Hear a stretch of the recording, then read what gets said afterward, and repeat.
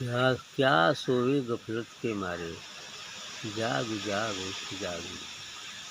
कबीर साहब का ही संदेश है कि क्या सोए गफलत के मारे, साधकों के लिए, जीवों के लिए, कि इस भ्रम में पड़कर तुम क्यों सोए हो, इस माया के चक्कर में पड़ कर के तुम सोए क्यों हो। जाग जाग उठ जाग रे, बार बार जगाने के लिए कहते हैं। सभी संत ऐसा ही कहते हैं। विवेकानंद ने कहा था, है ना, क्या है, हाँ, उत्तिष्ठ जागृत प्राप्त वरान निबोधत, उठो जागो और उसको प्राप्त करो जो सबसे क्या है, श्रेष्ठ है, उसे प्राप्त करो। तो इसलिए क्या सोए गफलत के मारे, इस संसार के जो है कीचड़ भरी तलैया में थोड़ा सा आनंद है, वो शीशे की गोली पाने जैसा है। और उस शीशे की गोली के लिए तुम इतने परेशान क्यों हो। विवेकानंद ने कहा था कि संसार एक कीचड़ भरी तलैया है, कि जिसमें बच्चे जैसे कि कोई कीचड़ में गोली पा जाता है, बहुत खुश होता है, उछलने लगता है, लेकिन वृद्धों की नज़र में कुछ भी नहीं होता, शीशे की गोली मात्र है। उसी तरह संसार ही एक कीचड़ की तलैया है, जिसमें एक क्षण का आनंद है, और एक क्षण के आनंद के लिए ये दुनिया परेशान है, समस्त लोग परेशान हैं। और उसे वह संतों की नज़र में, यानी वृद्ध की नज़र में, मतलब संतों की नज़र में तो वही है जैसे बच्चा शीशे की गोली पा जाए। यदि कोई संसार में जो है पा लिया, कोई उपलब्धि कर लेता है, तो अब क्या पूछना है, उसके जैसा कोई है ही नहीं है। लेकिन संतों की नज़र में कुछ भी नहीं है, वो तो शीशे की गोली ही तो है। लेकिन उसके लिए बहुत कुछ है, इसलिए कि बच्चा है। अब वो बूढ़ा भी हो जाए शरीर से और अज्ञानी है, तो क्या कहेंगे, बच्चा है, भूल कर रहा है, यही तो होगा। और तेरे कोई काम ना हो, गुरु चरणों उठ लाग रहे कहीं, और इस संसार की जो भी चीज़ है तो तुम्हारे कोई काम की नहीं है। यहाँ के लिए, शरीर के लिए जो कुछ हो, लेकिन उसे लेकर तो तुम जा नहीं सकते। अभी धन का अंबार भी लगा लो, है ना, वो गाड़ दो धन बटोर कर, लेकिन जब जाना होगा तो धन छूट ही नहीं जाएगा। केवल कर्म ही तो व्यक्ति साथ लेकर जाता है, अच्छे कर्म और बुरे कर्म, दो ही तरह के कर्म है। अच्छा कर्म और बुरा कर्म दोनों साथ लेकर जाते। और अच्छा तो ये होगा कि बिल्कुल अकर्म रहे, अकर्ता रहे, है ना, कर्म बने ही नहीं, ये तो अच्छी बात है। क्योंकि कर्म लेकर जाएंगे तो आना ही पड़ेगा। और हम यदि कोई कर्म ऐसे ही नहीं रह जाता, जब बिल्कुल वही कबीर साहब ने कहा, दास कबीरा जतन से उड़ी, जस की तस धर गिरी। जस की तस, जैसी ये कोरी चादर फस्ता पाल से मिली थी आत्मा, वैसी ही ये कोरी हो जाए, तभी ईश्वर स्वीकार करता है, तभी परमात्मा स्वीकार करता है, और उसे ही बुलावा आता है। इसलिए कह रहे हैं, और तेरे काम न आवे गुरु चरणों में लाग रे, इसलिए गुरु के चरण में उठो और गुरु के चरण जाके लग जाओ, उनसे कृपा प्राप्त करो, तभी भलाई हो सकती है। उत्तम चोला बना अमोला, लागत दाग पर दाग। क्या बात कहेंगे कि उत्तम चोला, यह मनुष्य शरीर एकदम उत्तम है, अन्य सभी शरीरों से श्रेष्ठ है और बड़े सौभाग्य से मिलता है, इसलिए इसे उत्तम का मैंने श्रेष्ठ है, सुप्रीम है। उत्तम चोला बना अमोला, लेकिन इसकी कोई कीमत नहीं रहेगी, अमोल हो गया। अमोला हो गया मतलब बिना मूल्य की हो गई। यदि ये सांसारिक विषयों में ही फंसी फंसी रह जाए और अंत में फंसे फंसे ही ये शरीर छूट भी जाए, इसकी क्या कीमत होगी, कुछ नहीं हुई। ये तो हर दुनिया में ऐसा ही होता है, विषयों के पीछे हर जीव परेशान है, और भोगते भोगते अंत में शरीर भी मिल जाती है, फिर अगला शरीर मिलता है, फिर भोगता है, फिर मिल जाए, फिर अगला शरीर, यानी शरीर पर शरीर मिलते जाता है, भोग पर भोग भोगते जाता है, लेकिन कभी संतोष नहीं होता है। और उसी संतुष्टि के लिए मनुष्य शरीर मिलती है संस्कार के अनुसार। और मनुष्य शरीर इसलिए मिलती है कि तुम अपने घर चले जाओ, जग जाओ, होश में आ जाओ, अपने स्वरूप को पहचान लो, मैं कौन हूँ इसे जान लो, बस तब इस शरीर का मूल्य होगा। क्योंकि इसीलिए तो देवतागण तरसते हैं, भाई इतना मूल्यवान चीज़ ये मिली है और उसको हम ढेला पत्थर समझ के यूँ ही गवा देते हैं, लाख समझ लेते हैं, नथिंग समझते हैं। क्यों? थोड़ा सा स्वाद के कारण, थोड़ा सा ही संसारिक प्रलोभनों के कारण, क्षणिक आनंद के कारण। और जो परमानंद है उसकी तरफ ध्यान ही नहीं। एक क्षण के आनंद के लिए सब कुछ जिंदगी खपा देते हैं। आज जो परम आनंद है, जो 24 घंटे आनंद है, उसके लिए कुछ नहीं करते। यही तो सबसे बड़ा आश्चर्य है। और नहीं करना इसलिए होता है कि वैसी संगत ही नहीं मिलती। बिना संत सदगुरु के बताए मार्ग से चले कोई उधर जा भी तो नहीं सकता है। और सत्संग भी तो सौभाग्य से ही मिलता है, क्योंकि सत्संग भी पाना दुर्लभ है। कहा ना तुलसी में क्या, बड़े भाग पाई सत्संग, हरि अनंत हरि कथा अनंता, अभी न हरि कृपा मिले न संता। जब तक सदगुरु हरि की कृपा नहीं होती तब तक संतों से साक्षात्कार भी नहीं होता। ऐसा ही हो तो उत्तम चोला बना मोला, लागत दाग पर दाग रहे, और दाग पर दाग लगाते जा रहे। अर्थात कर्म कुकर्म जो भी अच्छे बुरे कर्म करते हैं वो भी तो दाग ही है, और दाग पर दाग इस जीवात्मा पर लगती ही जा रही है। लेकिन हमको पता ही नहीं चलता कि हम दाग लगा रहे हैं। पता चलता है बड़ा मज़ा आ रहा है, ऐसा है ना। बाकी दाग लग रहा है और उसका पता नहीं चल रहा है। 2 दिन का गुजरान जगत में जरत मोह के आग में। तो ये संसार मात्र 2 दिन का है, और इस 2 दिन के जगत के लिए जो मिली है उम्र, जरत मोह के आग में, 2 दिन में तुम मोह की अग्नि में जलते रहते। इस संसार की मोह की अग्नि में। मोह बहुत चीज़ों के लिए, सभी चीज़ों के लिए है। कोई न कोई एक ठे मोह पकड़ लेता है, अब उसी में आदमी खपा रहता है, बस परेशान है। पद की, प्रतिष्ठा की, धन की, दौलत की, परिवार की, कुटुंब की, पुत्र की, बीवी की, तमाम सब मोह ही तो है ना। उसके चक्कर में फंसकर और हम क्या करते हैं, जिंदगी समा जरत मोह की आग में। 2 दिन की जिंदगी मोह की आग में जलते रहते हैं, और जलते जलते फिर चले जाते। काम खत्म। 2 दिन का समय क्या हो सकता है? यहाँ के लिए 100 बरिस हो सकता है, 50 बरिस हो सकता है, 70 बरिस हो सकता है, लेकिन ईश्वरीय हिसाब से तो कुछ भी नहीं है।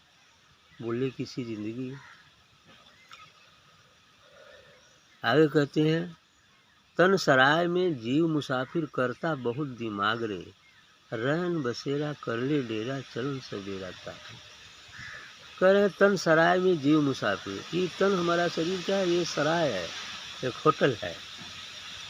ये शरीर भी एक घर है ना। ये घर है और ये बाहर इस शरीर का घर है। हमारा घर ये शरीर है, लेकिन अब हम इस शरीर में रहते हैं तो ये शरीर हमारा घर हो गया। लेकिन यदि जीवन रहते हम बेघर हो जाएं तो अच्छी बात। बिना शरीर के हो जाएंगे, अर्थात विदेह हो जाए तो अच्छी बात है। विदेह हो जाएंगे तो असली घर मिल जाएगा, जो सबका घर है, जो परम चैतन्य है, जिसमें समस्त ब्रह्मांड समाये हुए हैं, वो वाला घर ना हमारा घर है। तो ये चीज़ है। तन सराय में जीव मुसाफिर करता बहुत दिमाग, लेकिन यहाँ इस छोटे से घर में आकर ये मुसाफिर, ये जीव क्या है? मुसाफिर है। आता है जाता है, आता है जाता है। पैदा हुआ, बच्चा हुआ, युवा हुआ, वृद्ध हो गया, मर गया, फिर आगे गया, कुछ भोगा उधर के भोगों को, फिर जन्म लिया, फिर वही शुरू। माने ये सृष्टि का क्रम, ये काल का चक्र कभी समाप्त होने वाला नहीं है, चलता ही रहता है। और उसमें वो भोगता ही रहता है, भोगता ही रहता है। लेकिन इस काल चक्र से बाहर होने का एक क्षण है, और वह है मनुष्य शरीर। और मनुष्य शरीर मिलने के बाद भी दूसरी मुख्य बात है कि सदगुरु का मिल जाना, और पूर्ण दृढ़ निष्ठा, विश्वास, आस्था के साथ सद्गुरु का हो जाना और वह सद्गुरु कृपा प्राप्त कर लेना और अपने स्वरूप को पहचान जाना, ये प्रमुख बात। जब ही अपना स्वरूप का बोध हो जाएगा फिर हम मुक्त हैं। इसलिए कह रहे हैं तन सराय में जीव मुसाफिर करता बहुत दिमाग रहे, यहाँ आके बहुत दिमाग करता है, ये हमारा है, मैं 1 लाख रुपया महीने कमाता हूँ, मेरे पास वो हवेली बन गई है, कार है, मोटर है, बंगला है, ये चीज़ें, मेरा लड़का ये है, वो है, ऐसा है, वो तमाम अहंकार। तो इस सब चक्कर में फंस करके इसका दिमाग करता बहुत दिमाग रहे। अरे रैन बसेरा कर ले डेरा, खाली रात भर को बसेरा है, कल से डेरा डाल लो, डेरा डाल लो, चलो न सवेरा ताकरे, रात जहाँ बीती बस सवेरे चलना है, टिकट कटा हुआ है सवेरे का, है ना।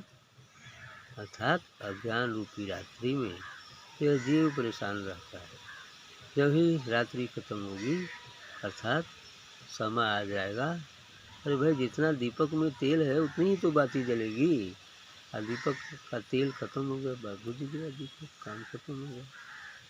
दीपक बुझ जाता है लेकिन उसमें ज्योति नहीं बुझती, ज्योति तो ज्योति में विलीन होती है ना, ऐसा है।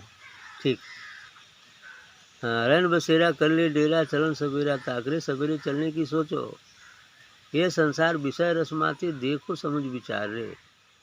तो ये संसार तो विषय में फंसा हुआ है, काम में, क्रोध में, लोभ में, अहंकार में, ईर्ष्या में, द्वेष में, ये सब तमाम विकार हैं और जिसमें ये संसार फंसा हुआ है। देखो समझ विचारे, इसको जरा ध्यान से देखो, इसमें क्या है, क्या रस मिलता है, इसको ध्यान से समझो। मन भौरा तज विष के बन को, चल बेगम के बागरे।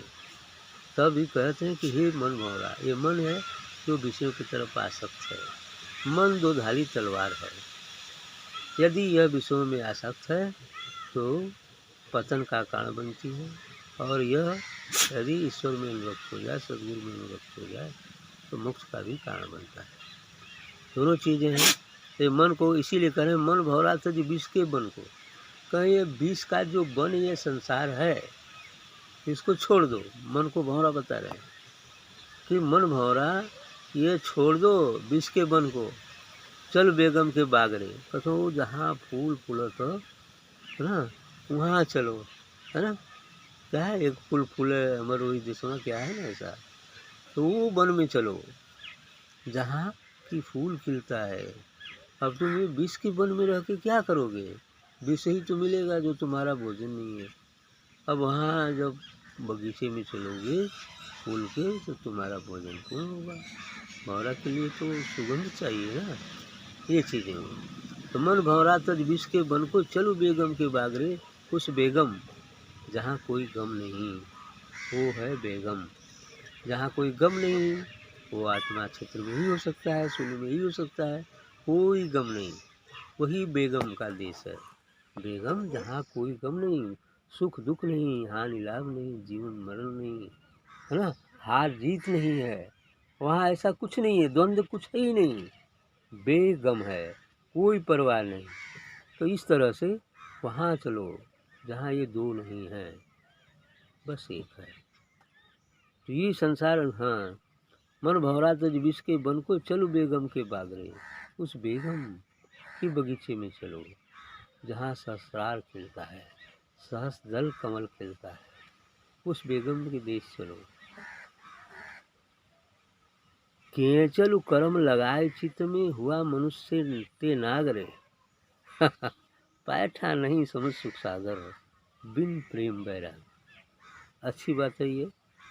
करे केचुल कर्म लगाए चित्त में, पिछले जन्मों के कर्म रूपी केचुल लगा करके अपने शरीर में, उस केचुल के अंदर वो हुआ मनुष्य नागर, मनुष्य से नाग बन गया है। केचुल सांप का सबसे खतरनाक बिंदु, क्योंकि जब केचुल वो चढ़ जाता है तो उसको दिखलाई नहीं देता है, अंधा बन जाता है, आँख पर भी उसका वो आ जाता है। केचुल देखे होंगे ना, आँख का भी उसमें रहता है ना फिगर, मन एक तरह से ब्लॉक कर देता है सब, है ना, आँख को भी अंधा कर देता है। आँख है लेकिन केचुल जब लगी, जैसे बनाए गल पट्टी तो दिखाई दी, तो केचुल एक पट्टी है, केचुल क्या है? एक आँख पर बनी पट्टी, बल्कि पूरे शरीर पर पट्टी लगी हुई है। इसलिए करें कि केचुल कर्म लगाए। एक केचुल है क्या? हमारे ही कर्म, अच्छे और बुरे, अच्छे और बुरे कर्मों का केचुल हमारे हमारे इस शरीर पर यानी जीव के साथ लगे हुए हैं, जिसके अंदर अब ये जो जीवात्मा है मनुष्य से क्या बन गई है? नाग बन गई है, नाग, सांप। अब उस केचुल में सांप फंसा है। यह शरीर तो संस्कारों के कारण ही तो है, और संस्कार का बंधन इसमें लगे हुए हैं। अब हमें केचुल को हटाना होगा, तभी तो दिखेगा। केचुल अर्थात सभी संस्कारों को दग्ध करना होगा, साधना सत्संग रूपी भट्ठी में जलाकर, ध्यान रूपी भट्ठी में जलाकर जो है इस सभी जो केचुल ऊपर चढ़ा हुआ है अर्थात जो संस्कार हैं उन्हें जला देना होगा। बैठा नहीं समझ सुख सागर, बिना प्रेम बैराग्री। नाग बन गया है लेकिन कभी समझा नहीं। यदि समझ के उस सुख का सागर, अमृत सागर अर्थात उस आत्मा परमात्मा रूपी अमृत सागर में तुम गया ही नहीं कभी, और ये बिना प्रेम बैराग्री मैंने पैराम कभी प्रेम नहीं किया, न बैराग हुआ। अब बैराग होगा, अनुराग होगा, बैराग त्याग तब अनुराग, अनुराग हुआ ही नहीं इसे। इसीलिए केचुल के अधीन पड़े और कष्ट पर कष्ट भोगते जा रहे। साहब भजे सो हंस कहावत, कामी क्रोधी कागे। कह रहे हैं कि जो साहेब को भजता है, जो सदगुरु को भजता है, जो परमात्मा का स्मरण करता है, अब वही हंस बनता है। जो परमात्मा का भजन करता है, सदगुरु का भजन करता है, सदगुरु के से दिव्य प्रकाश लेकर इस केचुल को जलाता है, संस्कारों को दग्ध करता है, अपने ऊपर पड़े मैल को धोता है, तो धीरे धीरे धीरे जब ये धुल जाता है तो यह हंस बन जाता है, बिल्कुल हंस बन जाता है। और बाकी जो कामी हैं, क्रोधी हैं, वो तो काग ही बने रहते हैं, वो कौवा बने रहते हैं, कामी क्रोधी कागरे। कहें कबीर सुनो भाई साधु, प्रकटन पूरन भागरे। और जब तुम हंस बन जाओगे तब सौभाग्य उदय होगा, अर्थात जो मनुष्य जीवन का लक्ष्य है वो पूरा हो जाएगा। अब हंस बन गया तो हंस तो क्षीर सागर में निवास करता है, अमृत सागर में निवास करता है ना। अब वो अपने देश का स्वामी हो गया, नहीं तो अपने देश में चला।